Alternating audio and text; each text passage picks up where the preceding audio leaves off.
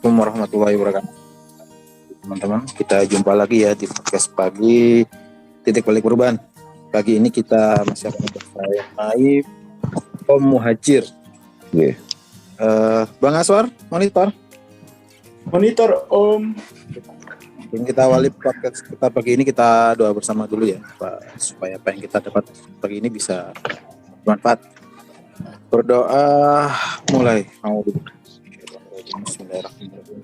Rabbi zidna ilma warzuqna fahma birahmatika ya arhamar rahimin. Amin. Terima kasih. Monggo, Bang Aswar.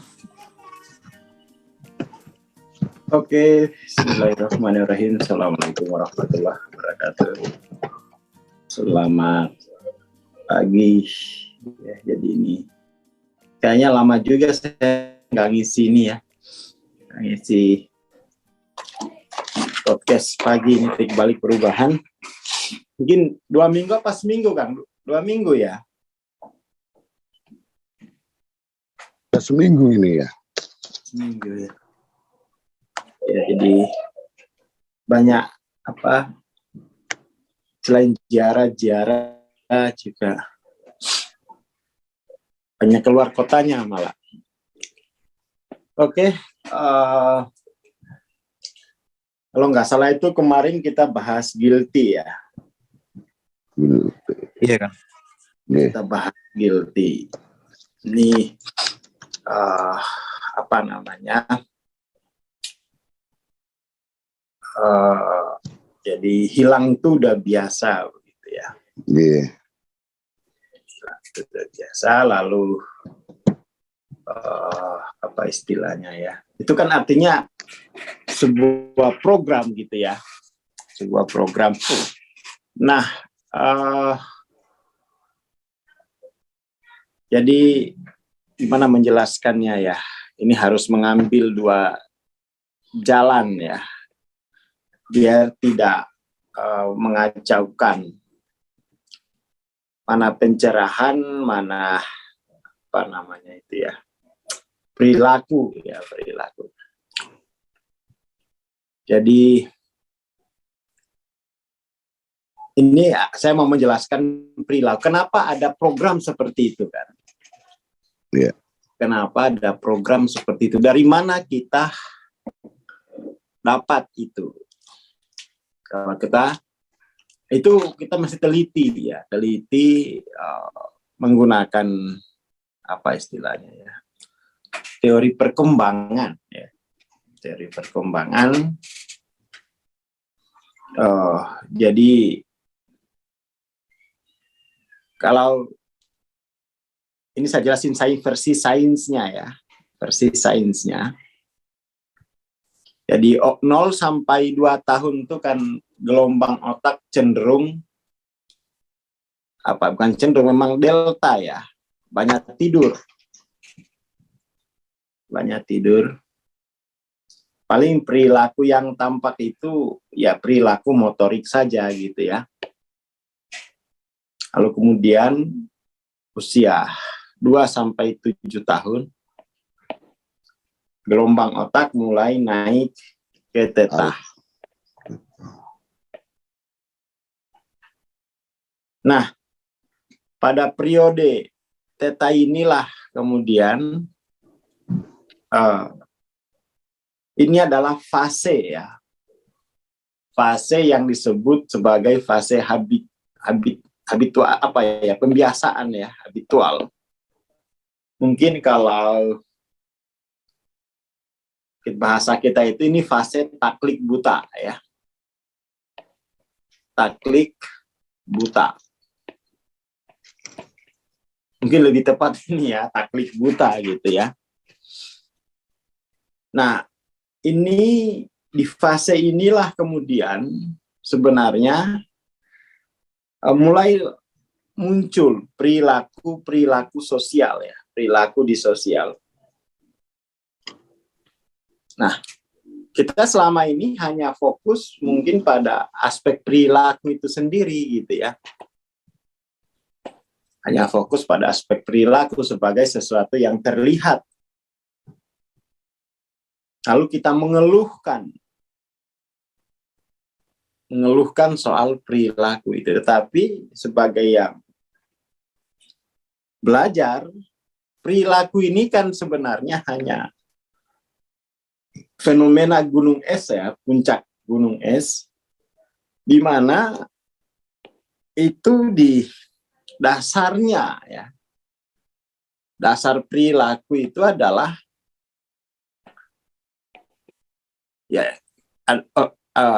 ideologi gitu ya, atau model dunia. Ya, model dunia. Dalam model dunia itu ada apa saja? Ada gut view gitu ya. Ada live view. Ada world view. Nah, ini sudah selesai terbentuk gitu. Sudah selesai terbentuk di usia 2 sampai 7 tahun. Nah, masalahnya adalah model dunia yang terbentuk itu adalah model dunia dimensi 3. Bayangkan, sudah model dunianya dimensi 3, kita menyerapnya secara taklid buta gitu kan. Model dunianya dimensi 3, pendekatan kita dalam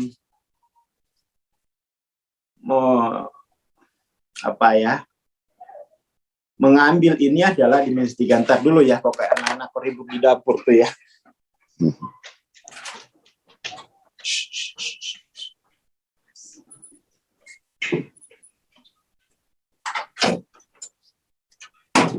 Oke. Anak-anak kalau lagi masak itu senang pokoknya ya, gembira.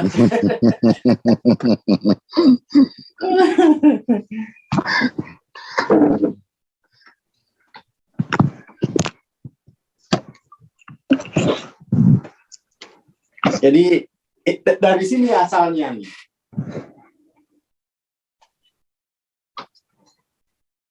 Dari sini asalnya.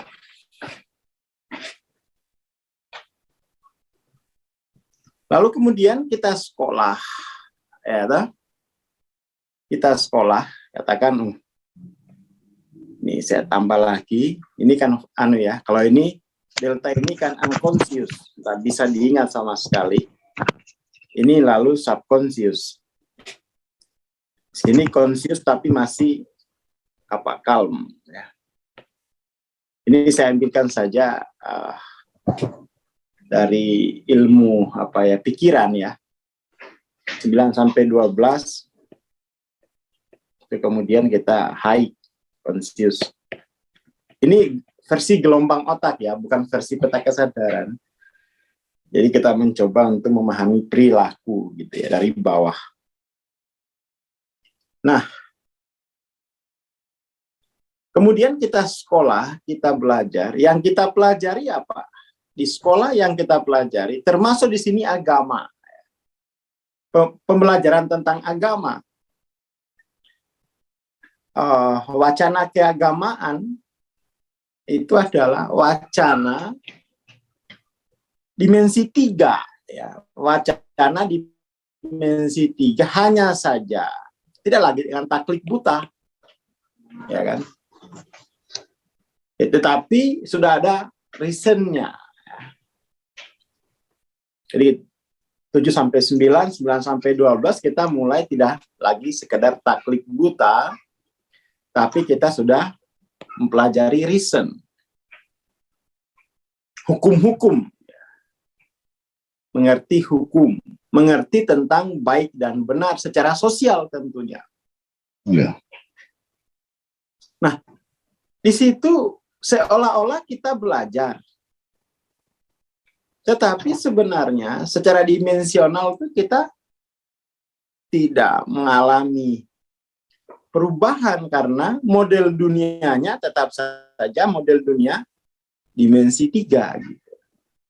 Gut view-nya gut view dimensi 3, live view dimensi 3, world view-nya world view dimensi 3. Yang bertambah apa? Ilmu kita, pengetahuan kita. Yang bertambah hanya kemampuan untuk memecah dan memisah-misahkan. Model dunianya tidak berubah sama sekali.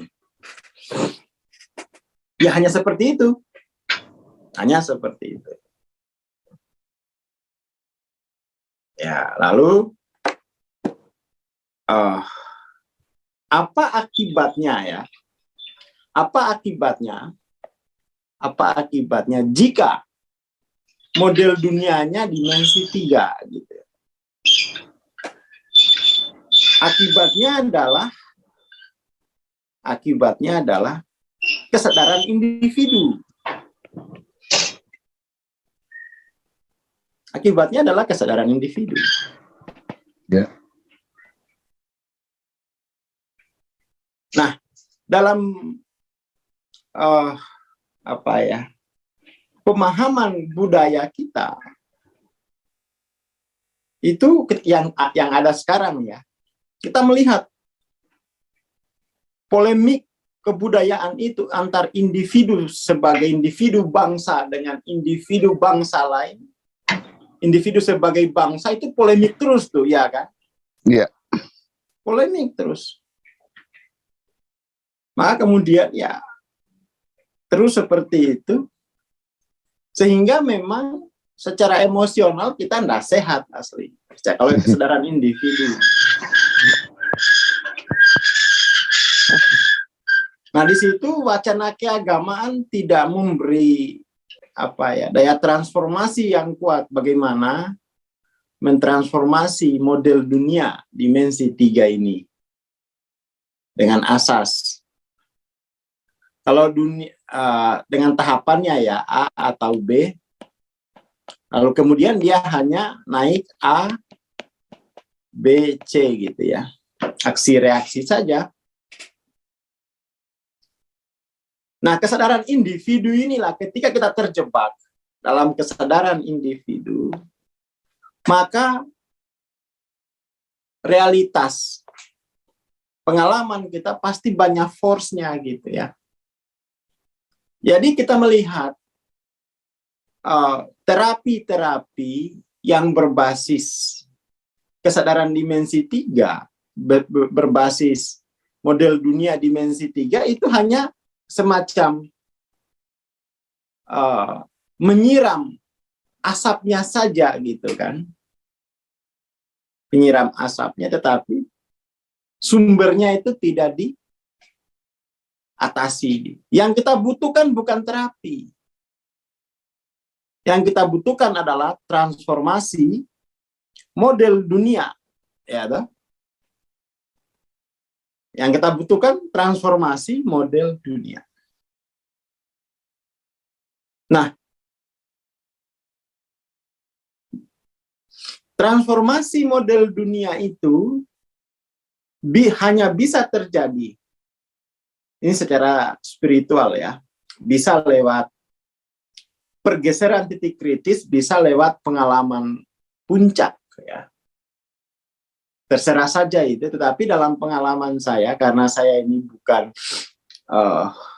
akademisi, bukan ilmuwan, maka pergeseran model dunia itu difasilitasi oleh dari jadi kalau kesadaran individu itu kan pergeseran source of self gitu ya.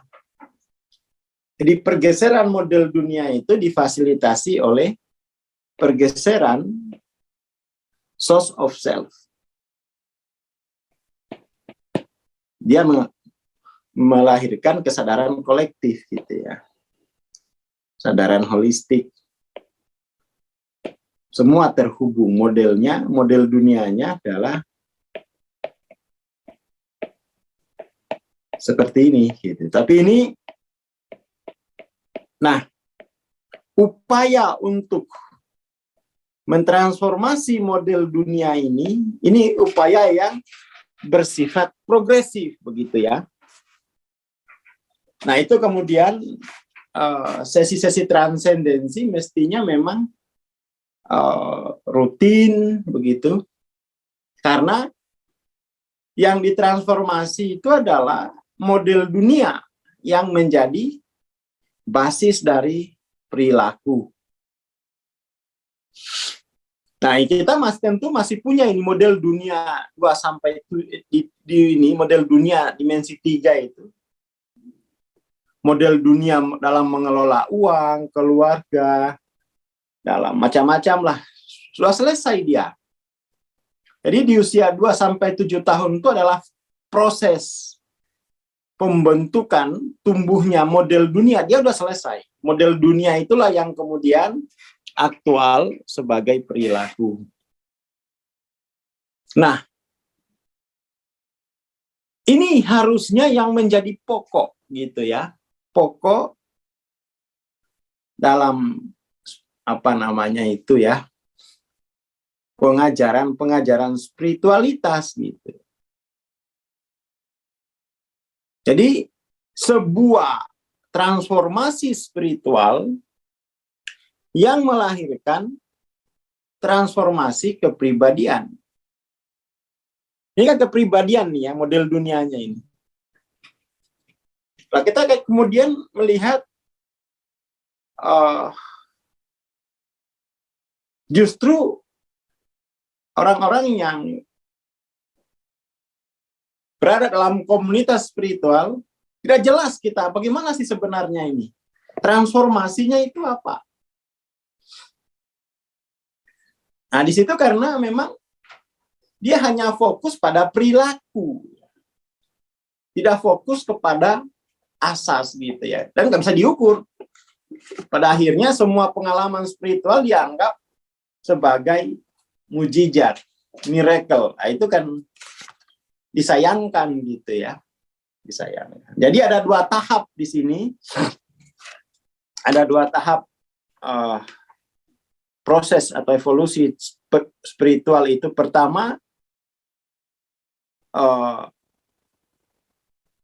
transformasi source of self. Yang kedua, transformasi source of behavior. Model dunia. Ya kan? Jadi, setidaknya ada 2 itu gitu ya. Kalau dalam Islam itu ini bisa kita secara epistemologis ya. Yang satunya itu la ilaha illallah, yaitu soal source of self. Satunya lagi syahadat Muhammad Rasulullah, yaitu soal source of behavior gitu ya. Jadi kalau kita mau cocok perilakunya dengan role model kita, maka tidak cukup ditiru. Tidak cukup ditiru yang tampak. Mestinya yang harus diikuti itu adalah model dunianya.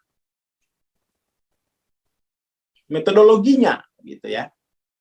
Paradigmanya. Nah, sekarang kita tidak mau masuki wilayah paradigma itu. Kita hanya meniru yang tampak. Ya, itu tidak salah, tapi itu tidak cukup. Tidak cukup. Jadi ini ada apa ya, guilty feeling itu, guilty feeling salah satu ya, salah satu perilaku atau salah satu bentuk energi dalam dunia dimensi 3. Jadi biar kita tidak melihat ini penyakit gitu ya. Nggak usah dianggap itu masalah, tetapi itu sebuah realitas dalam model dunia dimensi 3. Termasuk kemiskinan apa semua itu model dunia dimensi 3. Yang diperlukan bukan terapi. Nggak apa-apa lah kalau terapi itu ya, kayak aspirin begitu. Pereda nyeri. Tetapi yang kita perlukan sesungguhnya adalah transformasi. Bisa lewat jalur intelektual ini, tetapi karena saya ini tidak kuliah, ya akhirnya menempuh jalur spiritual. Jalur spiritual pertama kali yang harus ditransformasi adalah source of self, rasa ada. Dari situ kemudian yang ditransformasi adalah source of behavior. Tapi ada juga ilmuwan, saya membaca mereka mentransformasi model dunia.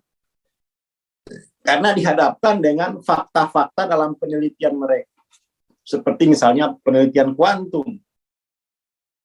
Bahwa ya semuanya terhubung gitu. Nggak ada jarak ruang waktu itu. Lalu mereka akhirnya adaptasi ke dalam model dunia itu. Nah, kita di PCI itu dua-duanya ditempuh. Yang ini dulu boleh, ini juga boleh gitu ya. Karena saya juga ngikutin perkembangan paradigma-paradigma filosofis yang menjadi paradigma-paradigma keilmuan. Saya ngikutin wacananya, memang suka membaca ya. Jadi sehingga kemudian ya bisa bikin ini, saya bikin hal semacam ini gitu ya. Ini. Nah, yang paling pokok adalah kita jangan sampai melihat gejala dalam dimensi 3 itu sebagai masalah, ya, sebagai penyakit. Ya itu memang kenyataannya begitu. Kenyataannya akan selalu seperti itu sampai kita mau mengubah model dunia. Jadi ketika kita mengubah model dunia, itu berarti kita sedang melakukan reimprinting, ya, menyusun ulang, menyusun kembali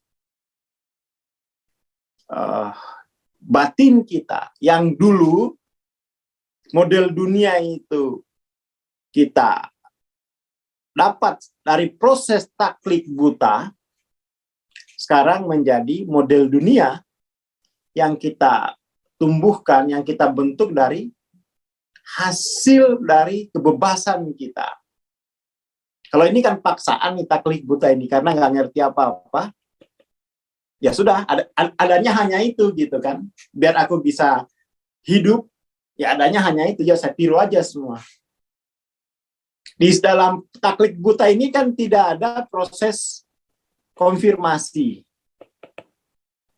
Tidak ada proses negasi. Ya, inilah proses kesadaran itu kan konfirmasi, negasi. Yang ada kita hanya afirmasi terus-menerus, tanpa tahu why, tanpa tahu konteksnya gitu ya. Kita hanya afirmasi terus-menerus.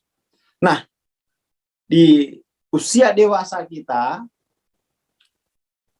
kan krisis. Model dunianya ini krisis, tidak bisa lagi menjawab.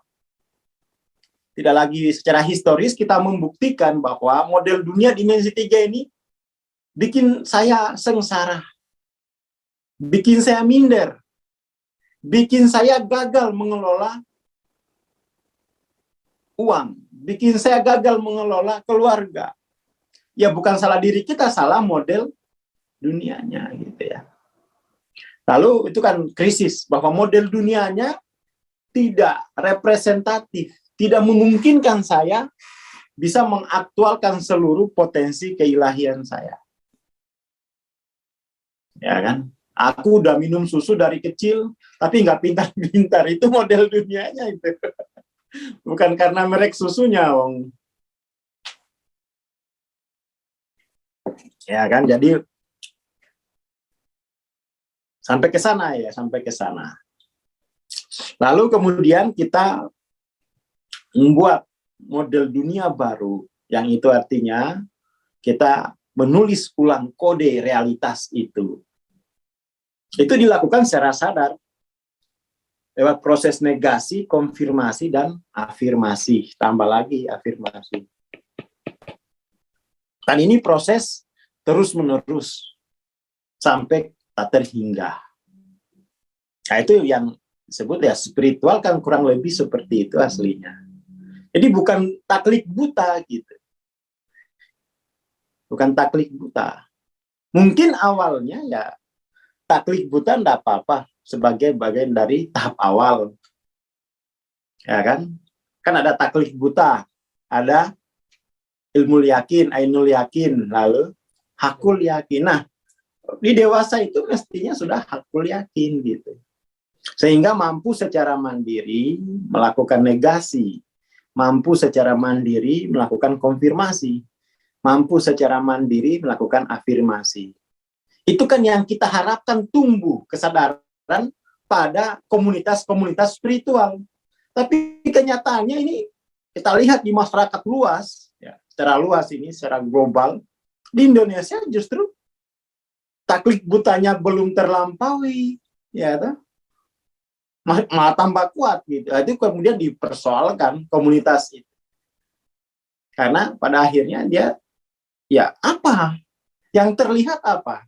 Justru hanya taklid buta, ya kan? Dia tidak mampu mengkonfirmasi realitas. Lah ya orang ya, apa itu kesadaran gitu? Kan ketidaksadaran. Kalau tidak mampu mengkonfirmasi realitas itu namanya ketidaksadaran. Lalu untuk apa spiritualitas itu kalau tidak mempercepat proses evolusi dari ketidaksadaran menjadi kesadaran. Kesadaran tentu saja selalu membawa kita pada kebebasan, kemerdekaan, freedom, bukan keterpaksaan gitu ya. Jadi itu kritik, salah satu kritik saya kepada komunitas-komunitas spiritual ya. Bagaimana kemudian agama yang itu didasarkan pada taklid buta? Nggak bisa. Harus akil. Harus akil gitu ya. Jadi ini untuk Pak Oso, saya kok udah Pak Muhajir ya, Muhajir. Muhajir itu, jadi semua fenomena perasaan kita, fenomena sosial kita, itu hanya representasi dari model dunia kita. Model dunia kita itu representasi dari source of self. Source of self.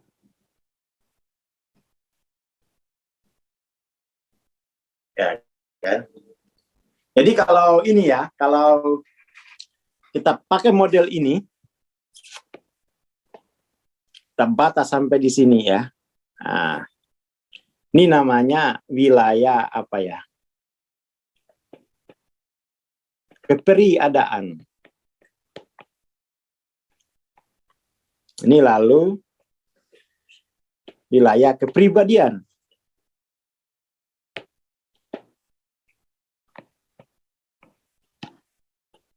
Kepribadian, pribadi. Nah, ini baru wilayah perilaku yang tampak. Priada, pribadi, perilaku. Yang nyusunnya oh gini gitu ya. Pribadi, priada, perilaku. Itu satu, itu begitu urutannya tuh. Tapi kan nggak familiar.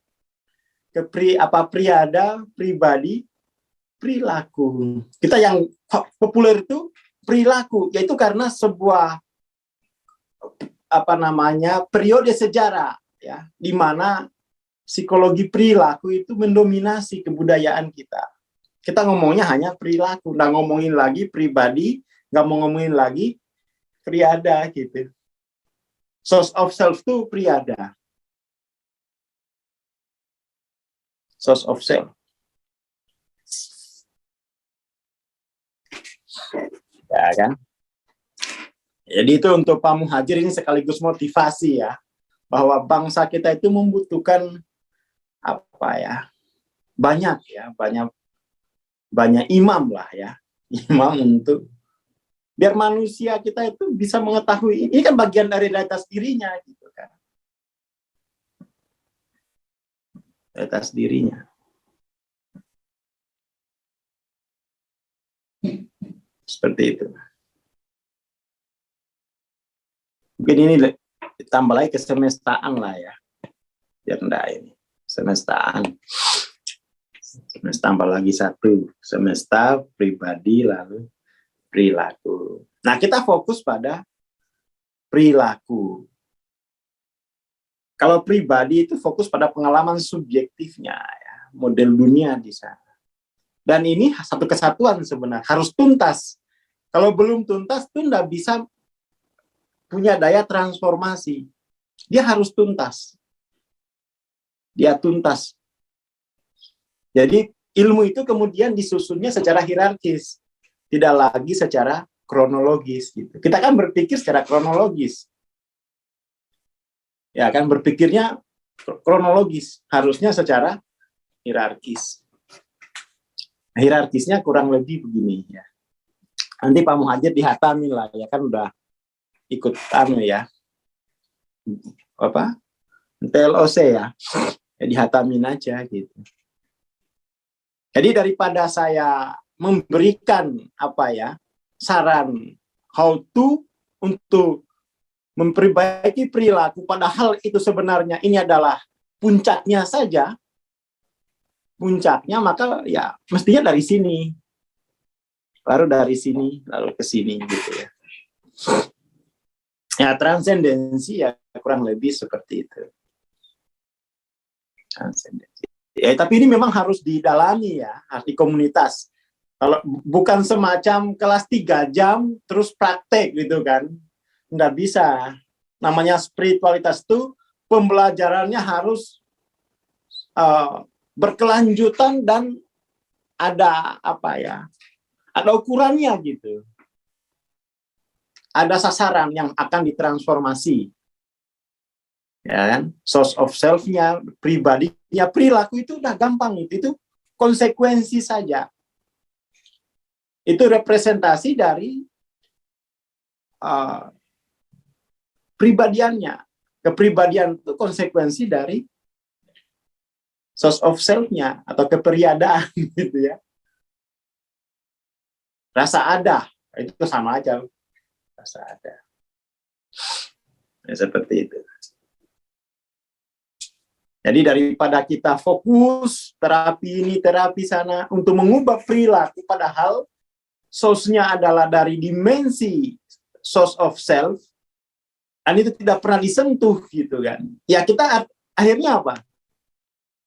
Kita terjebak dalam budaya bukan korupsi, konsumerisme. Kita terjebak dalam budaya konsumerisme. Siapa yang mengendalikan budaya ini? Ya, industri. Ya kan? Industri. Industri ini. Jadi masyarakat nggak dapat apa-apa. Dia harus menjadi konsumen untuk menikmati perubahan, ya toh? Dia harus menjadi konsumen untuk menikmati perubahan. Perubahan semacam itu tidak akan tuntas karena selalu ada jarak antara posisi konsumen dan posisi industri. Oh, itu yang saya kritik dalam dunia pengembangan diri. Kenapa jangan diposisikan sebagai konsumen terus? Ya kan, dengan iming-iming begini berubah begini, ya boleh lah, tapi dia harus mastering gitu. Jangan banyak leveling. Ini leveling tapi tidak pernah mastering, itu ternyata pola konsumerisme. Itu saya pelajari kurang lebih begitu ya. Loh, ini konsumerisme. Industri yang menggerakkan. Akhirnya apa? Tidak pernah ada freedom pada kita selalu takut. Kita selalu takut. Ada Ya, ketakutan itu. Kepribadian kita justru tidak holistik gitu ya. Justru kita tidak pede dengan diri kita sendiri. Kita insecure. Wah, saya bukan lulusan luar negeri, Bang Aswad. Saya nggak lulus sama sekali. Iya, orang itu kalau saya lihat presentasi setengah jam pertama itu biodatanya. Ya minder saya, ya ampun, pantas dia pintar, wong sekolahnya di makan bangkunya udah di luar negeri segala. Ya minder kita secara minder. Lalu saya keluar dari dunia semacam itu, kalau setiap kali aku seminar, aku jadi minder terus. Karena belum sertifikasi, belum ini, belum itu, gitu kan. Dan terus terang ya nggak punya duit buat luar negeri. Jadi kita punya apa ya, punya ya penyakit bahwa ilmu yang benar itu dari luar gitu. Nah, itu saya keluar, lalu sudahlah, saya coba. Saya punya sanad, kenapa sih ragu dengan sanadnya kan? Sertifikasi yang paling tinggi itu menurut saya sanad. Akhirnya ya coba aja, udah aswar sanadnya gini.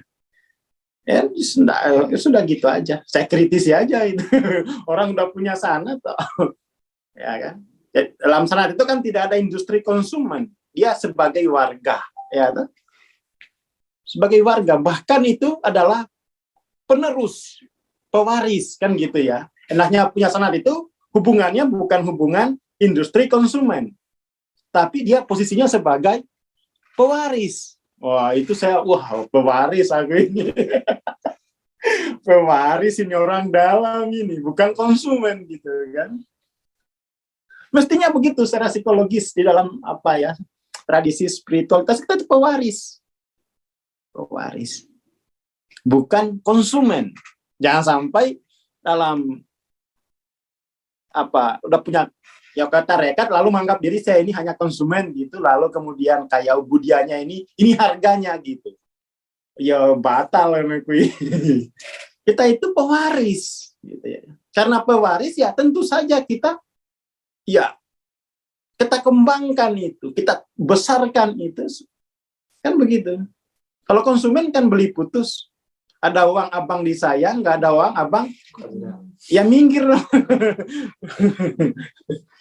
Ini budaya konsumerisme dalam ilmu ini juga kuat di masyarakat kita. Budaya konsumerisme. Jadi aku hanya pengguna, user. Aku nggak mau belajar sampai pada level source of self, keperiadaan. Ngapain? Aku bersikap konsumeris sebagai konsumen aja. Aku nggak perlu tahu seluruh itu. Lo nggak bisa. Kita itu pewaris. Kalau sampai terputus itu cahaya, nggak bisa diwariskan lagi kan? Atau kita mewariskan, kita kira itu kapal pesiar, ternyata kapal-kapalan saja. Ini ya kan? Kapal-kapalan dari kertas. Gagal membedakan mana realitas apa adanya, mana realitas representasinya kan, kita gagal. Apa yang mau diwariskan? Kayak kemudian kayak di PC itu kamu belajar, ini bisa kamu wariskan gitu. Bisa kamu wariskan, ajarin anak, keluarga sendiri. Tapi kita mau, masyarakat itu mau konsumen gitu. Aku pas butuh aja aku datang gitu. Pas nggak butuh ya aku bukan konsumenmu gitu kan. Aku konsumen yang sono gitu kan.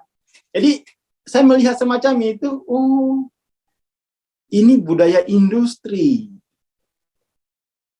Aku nggak cocok di sini ya ke sana gitu kan. Kan nggak boleh spiritual cocok nggak cocok kayak gitu itu kan nggak bisa kan. Ini bukan warung gitu. Kamu mau jadi pewaris nggak? Kayak gitu. Ya kan.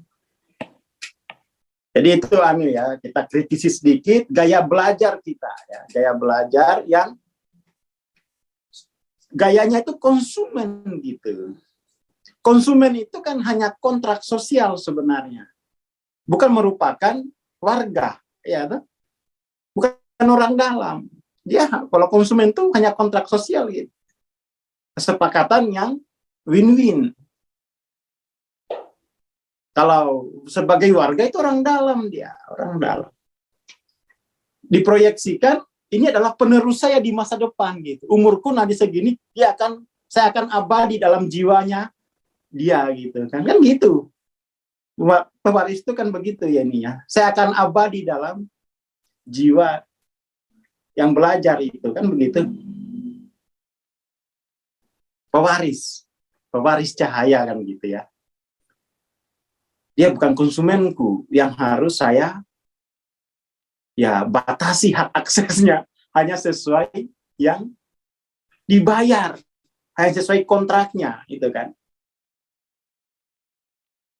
Makanya kita kayak di PC itu udahlah sekali aja, habis itu akses aja terus aja udah. Karena kamu bukan konsumen. Mungkin awalnya iya, tapi setelah masuk jadi warga. Jadi warga. Prinsip kewargaan. Diharapkan jadi pewaris. Kan begitu.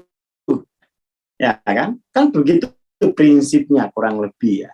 Jadi ini perhatikan ya, ada dua penyakit dalam pikiran kita. Pertama, taklid buta. Ini penyakit saya kira kita semua ini ya, di fase 2 sampai 7 tahun kita taklid buta. Lalu kemudian naik lagi ke konsumen. Wah. Ini enggak ini. Akhirnya apa? Was-was. Insecure. Karena kita dari taklid buta hanya menjadi konsumen. Tidak ada kedekatan jiwa. Ya kan, hanya konsumen. Hanya ada itu kepura-puraan, etika profesi. Etos, bukan akhlak, gitu kan. Hanya etos. Tapi bukan, kalau akhlak itu mempribadi dia. Ya misalnya, saya waktu itu ya, orang namanya pertama kali naik pesawat, gitu. Pas naik pesawat itu, senyumnya indah sekali pramugarinya. Iya. Sapa selamat pagi. Wah, mau jabatan, mau ciuman tangan. Mau pegangan tangan, kalau disapa mani ramah sekali. Pas turun, dia juga turun, saya sapa dan enggak balas tuh. Di apa namanya, setelah keluar dari pesawat, saya senyum-senyum sendiri, enggak balas sama sekali. Waduh, tadi itu ternyata hanya etos. Belum pribadi. Kalau pribadi itu kan mau di pesawat, mau di jalan, tetap aja kecewa saya. Udah mau senyum sendiri, tata lihatin gitu, kok nggak kenal sih tadi kan senyumnya. Oh, itu hanya etos, belum pribadi. Jadi kita jangan sampai ini ya, jadi dari taklid buta jangan jadi konsumen gitu. Tapi jadi pewaris. Nah, sikap kita terhadap ilmu ya, pewaris. Kebanyakan kita bersikapnya itu konsumen ya, termasuk yang apa ya, harapan saya sih yang ikut itu ya pewaris, nggak pernah diperlakukan sebagai konsumen. Makanya kadang-kadang materinya ya sama saja, nggak ada yang dibedakan antara yang premium sama yang event-event gini, sama aja modelnya, hanya saja memang kalau yang premium itu kan dia punya aksesnya ya banyak, dia punya politik pada akhirnya, saya menghatamin gitu. Kalau yang apa event-event gini kan ya sudah ini aja gitu, dia tidak merasa harus saya warisi, tapi ya udah, ini mungkin bukan konsumen juga, bukan konsumen dalam pengertian ilmu, tapi ini hiburan saja, daripada aku ngantuk pagi gitu ya. Daripada aku gabut ya mendingan dengerin acaranya Mas Camin. Jadi konsumennya tapi level-level entertain ya. Entertain. Saya kira itu ya pagi ini. Pokoknya sikap kita itu dari taklid buta ke pewaris ya. Pewaris itulah kita, dari situ kita bisa mentransform model dunia, otomatis mentransform kepribadian ya toh. Tapi model dunia ini ditransform ada dua cara, lewat perubahan titik kritis ya. Kayak dari Newton ke kuantum itu kan titik kritisnya kena, berubah. Dan biasanya kalau model dunianya holistik itu ya dia mengakui Tuhan itu ada. Setidak-tidaknya ya mungkin bukan Tuhan, mungkin alfa, kekuasaannya ada lah. Tapi dalam pengalaman saya, perubahan model dunia karena perubahan source of self. Makanya ini satu kesatuan gitu ya. Jadi ini satu kesatuan dalam realitas. Saya kira itu dulu, mungkin terlalu ini ya, terlalu berat, tidak apa-apa. Apa karena saya anggap pewaris gitu kan, bukan konsumen. Kalau namanya industri kan harus menyesuaikan konsumennya, jangan. Karena saya anggap bukan konsumen, maka ya sudah. Ya memang ada realitas semacam ini gitu. Saya tidak perlu menyesuaikan kebutuhan konsumen. Saya nggak dagang soalnya. Ya kan, nggak dagang. Ngajar itu kan bukan dagang gitu kan. Tapi itu proses transformasi. Nah, kita termasuk Ustadz juga kayak dagang aja gitu, menyesuaikan konsumen. Loh, ini tuh industri atau agama sih? Ini industri atau agama? Kalau memang itu realitas, setinggi apapun dipanjat gitu loh. Nggak usah dihindari.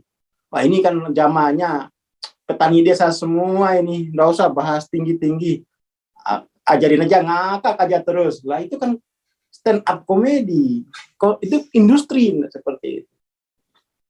Makanya saya nggak pernah menganggap apapun itu konsumen. Jadi ya begini realitasnya. Mari kita dialog. Mari kita bertemu, dialog, sepakat, lalu bersama kan gitu. Banyak, misalnya orang kecewa gitu ya. Bang Aswar ini nggak punya perasaan, kita hanya begini, dikasihnya yang tinggi-tinggi. Sesuai dengan kita dong. Loh, kalau begitu saya industri. Saya dipaksa untuk berada pada posisi industri, nggak pernah mau. Konsumennya pergi, enggak apa-apa. Saya mau bukan industri, tidak merasa kehilangan konsumen gitu kan. Karena memang sejak awal niatnya itu sistemnya pewarisan gitu ya. Dialog terus-menerus, berkelanjutan gitu ya. Akhirnya kalau lihat model ini yang pernah ikut TEP 1, ini kembali lagi ini ke awal ya. Pertama kali saya buka kelas tuh belajarannya gini. Nggak tahu itu kok. Pada nggak namakan, habis itu ini pelajaran apa ini ya. Tapi paling enggak ya kayak seperti itulah ya. Mari kita percepat evolusi ini dengan mengubah model dunia. Nggak usah cicil-cicil perilakunya gitu kan. Akhirnya jadi konsumen gitu. Dikit-dikit. Kelamaan. Harusnya mana warisanku? Nah ini warisanmu ya. Sampai dimensi 8, ambil tuh udah. Harusnya kan begitu. Mana warisanku? Nah, begitu aja. Nah, seperti itu. Saya kira itu, ya, pagi ini semacam pemanasan ya. Lama nggak ketemu ya kayak gini. Ya, materi ini hari berat gitu ya. Karena itulah warisanmu. Karena saya nggak anggap konsumen gitu. Ini warisanmu gitu.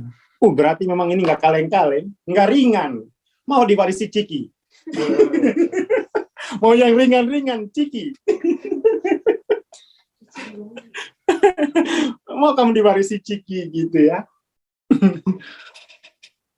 Ya, namanya ilmu itu nggak boleh kita mengambil posisi industri karena itu cahaya gitu. Seperti itu. Nggak boleh menyesuaikan. Ini loh warisanmu. Saya nggak mau Ferrari. Saya cukup odong-odong. Ya jangan di sini kalau gitu. Cari yang bapaknya rental odong-odong. Ya kan? Orang bapaknya Ferrari punyanya. Warisannya Ferrari, mintanya odong-odong. Tapi saya belum bisa nyetir. Iya, gampang masuk dulu. Belum bisa nyetir nggak apa-apa, terima dulu, dikasih warisan kok malah nggak mau, itu kan gitu ya. Nah, Ciki isinya angin, nah itu dia. Ciki isinya angin, tuh mau tuh. Oke ya, saya kira itu pagi ini, ya ini refleks lah ya, semacam apa itu ya, sentakan, ya warisannya begini. Warisannya itu begini. Orang kuliah itu, ya paling warisannya sampai segini aja. Sampai segini warisannya. Orang kuliah udah sampai S3 itu. Sampai profesor kan masih segini. Ini udah jarang ke atas kan. Warisannya banyak. Tapi aku nggak mau warisan, mau konsumen. Nah, penyakit. Aku ikut Bang Aswar aja lah, taklid buta. Penyakit juga. Ya, dah. Jadi mari kita lompati lah ya ini ya. Mumpung ini pesertanya banyak, 150, stop jadi konsumen, ya, dah. Jadi pewaris. Saya kira itu. Terima kasih. Assalamualaikum warahmatullahi wabarakatuh. Waalaikumsalam. Allah, bayinya sampai. Terima kasih Bang Aswar, terima kasih Om Muhajir. Kita bertemu kan depan insya Allah. Besok waktunya Bang Dani ya. Assalamualaikum warahmatullahi wabarakatuh. Selamat menjadi pewaris.